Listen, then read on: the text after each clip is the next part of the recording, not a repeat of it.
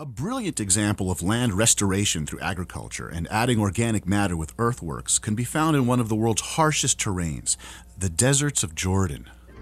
So we designed up a system that would harvest every single bit of rainwater that fell on it.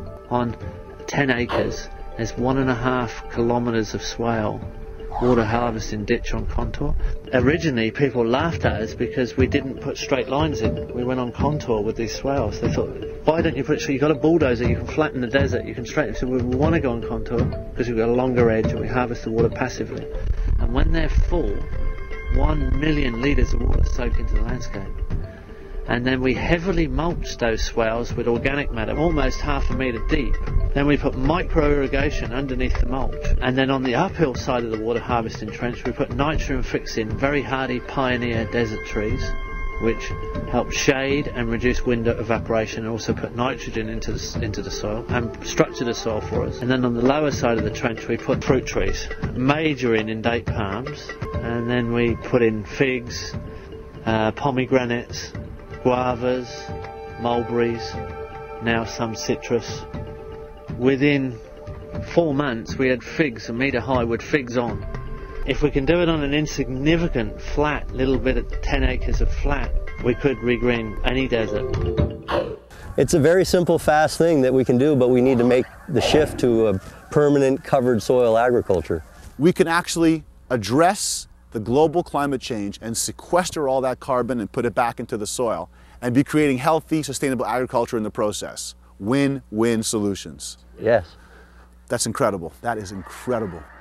That's biological farming. One of the aspects that really defines this farm versus so many others is this concept of conscious design that goes into it. Tell me a little bit about the design process. This system of design is based on keyline. Keyline was invented by a man named P.A. Yeoman, who figured out that we can build topsoil very quickly. It started with systematic landscape design and designing all your roads, buildings, water layouts, fields, fencing, based on the water shapes of the land. We've all been taught and told that it takes 1,000 years to create an inch of topsoil. But now a guy like you comes along with many others, saying, no, we can create topsoil very quickly, 1 inch or 2 inches or more in a year or two. The USDA has held for a long time that it takes 1,000 years to build an inch of topsoil. Topsoil can be formed very quickly. They have a record of building 4 to 6 inches of new topsoil per year. Soil biology is the key to fertility and profitable agriculture.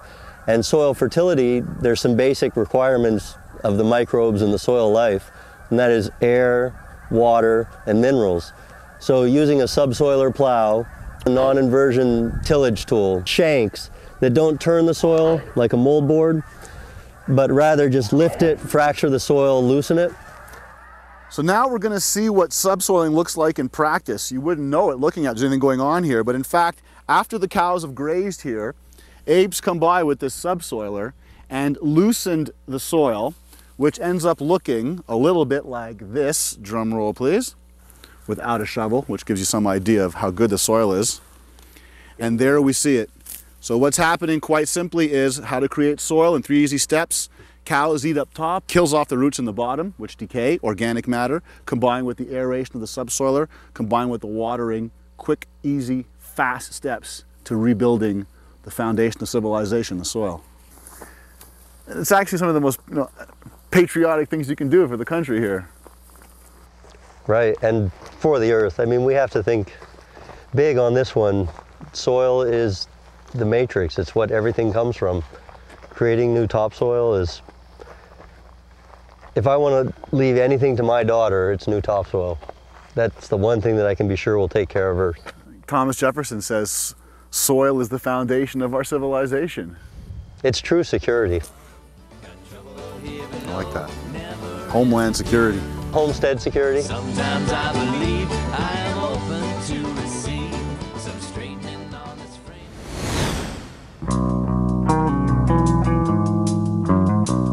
Regenerative thinking means not only working with, but learning from nature.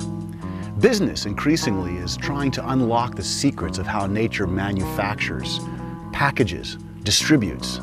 And seventh generation natural household products in Burlington is wondering, How will the house of tomorrow clean itself?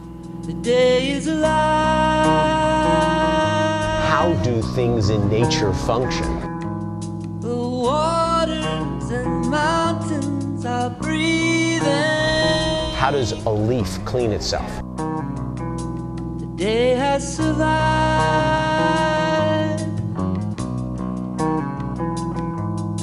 And how can we learn from nature and apply that to products?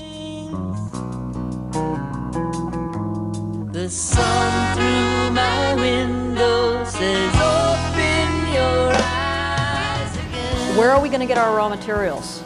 And I don't know if you're talking about it in your packaging. Are you talking about your plastic bottles that'll be made from some sort of a cornstarch, and then it'll biodegrade at the end of its life? Our customers someday are going to come to us and say, how was the corn grown in your packaging? Is the corn GMO? How was it grown? Seventh Generation invited Janine Benyus, author of Biomimicry, to conduct a workshop on how to use nature's patterns as models for product design, proving that business can make a profit while regenerating our natural systems. This whole thinking that what's good for the environment is bad for business, it's so misguided. Because, I mean, today, Walmart understands very clearly that doing the right thing for the environment has huge benefits for business. They just told the whole laundry detergent industry that all products next year have to be twice as concentrated as they are today.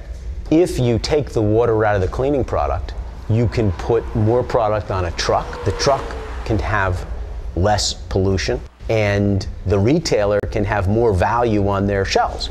If we are going to convince business that being responsible, being sustainable, being regenerative, if we're going to get them interested in responsible business, we have to be a model that they want to emulate. We've been growing at 30 to 40% for the past 5 years. The products are really a way in which we can build relationships.